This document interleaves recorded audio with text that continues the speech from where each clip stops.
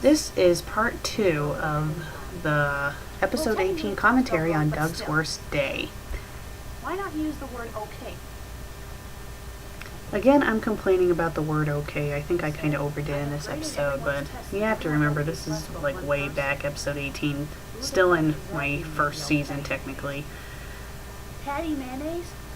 They even made patty Yeah, mayonnaise. this person had the nerve to ruin Patty Mayonnaise for me. They made her a complete bitch. And well, if I kind of recall, well, I think they kind of made Patty a bitch in the Disney version of Doug, which is probably another reason why I didn't really like it.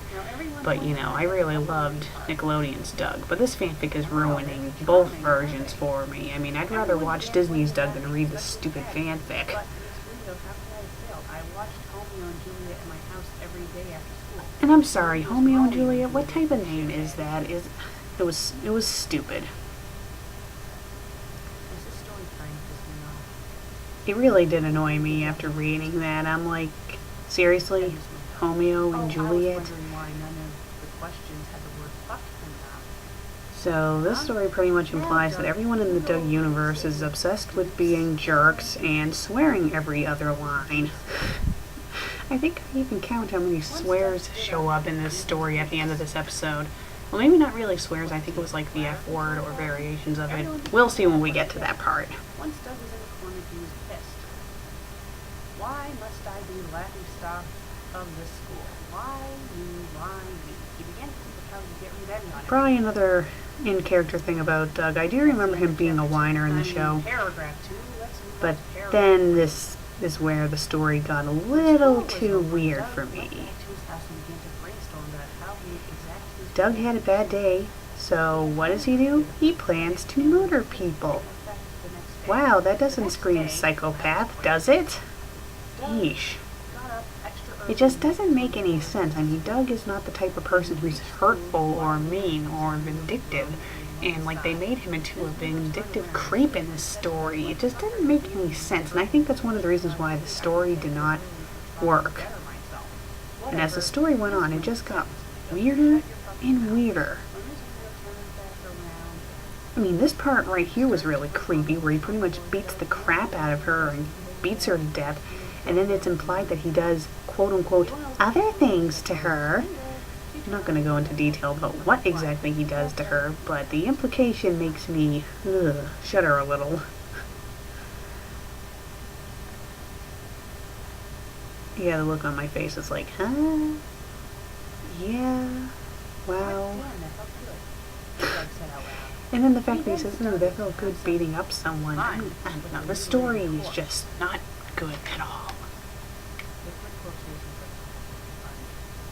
Yeah, see what I mean? It's implied that he does other things to her. And then the really funny thing is, no one suspects Doug when the other classmates see the body. You would think they would all suspect Doug, seeing he got all pissy the day before. Huh?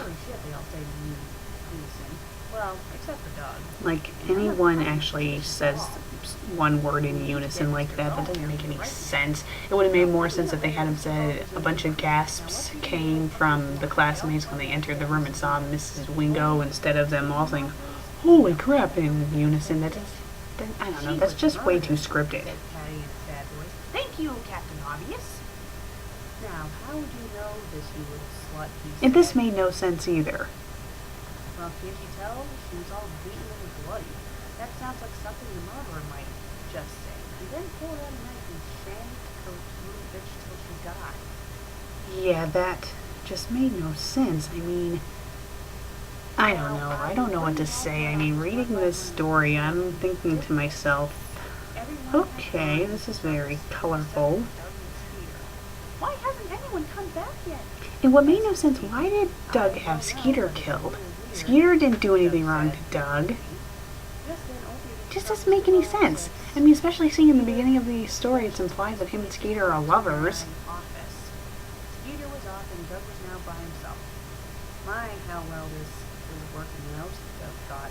He sat in a desk and Yeah. So it's pretty much implied, if you guys didn't get the hint, that as all the kids are called to Mr. Bones' office, he pretty much kills them all. Of course, you have to wonder, where the hell did he hide the I bodies? really want to Does he think have like a of trap you. chute like in Sweeney Todd? Because that's the only explanation I can think of. A trap chute, and it brings it down to the lunchroom and they make them into today's I lunch. thought that Doug and Skeeter were supposed to be boyfriends. Yeah, so right here it's revealed that Doug and Mr. Bone are a couple. So I guess Doug is a pimp because he's going out with not one but two guys. And if you think it gets weird, the next part is probably the icing on the cake. What savage came in with an AK-47? Yeah. This is where it just got weird. He comes in with a gun. Before Mr. Bone couldn't fly, he blew Mr. Bone away. He then raped Doug to death. Charles then left the body, and nobody cared. Yeah. Oh well, good riddance, the end. I take it this person didn't like Doug. That's the only explanation, really. I mean, why would you write a story like this? But like I said before, why waste the time writing a story about something that you don't like? What the fuck was this? What the It just doesn't make any sense. I mean, most people, when they write fanfics, they write fanfics about stuff that they like, and I'm just gonna assume that this person didn't like Doug because I can't think of any other possible reason why someone would write a fanfic like this. I just can't. Mr. Dink's obsession is a complete what the fuck moment, but I think this tops it by like a billion. Well, thinking back on it, I'd say that Mr. Dink's obsession was still a huge WTF. But the difference between Mr. Dink's obsession and this story was, I don't know, in a sense, Mr. Dink's obsession made more sense. It doesn't real. Okay, you guys probably are thinking, huh? But I mean, it seemed more. The characters in the other story seemed a bit more in character than this story. I mean, they were still kind of out of character, but this story was just ridiculous. Over the top violent, way too many swears. And right here, I count them. I think it was more like a few minutes. Yeah. I learned from episode 8 not to actually film myself counting. Remember in episode 8 when I was counting all the grammar mistakes in I Kill Faggot's story? It took forever, so in this one I literally counted it all, but I cut out that part and then, you know, just did the whole 17 times. And the thing is, I guess that's not really a huge number, but the story wasn't really that long. And I mean, this wasn't the worst story I've read, but it wasn't the best either. It could have been better. I read it, you listen. Well, thank you for watching this commentary. I'm going to be doing another one soon. I'm going to be doing a commentary for episode 41, so I hope you guys stay tuned for that one. See you later. I was frozen today. That was random.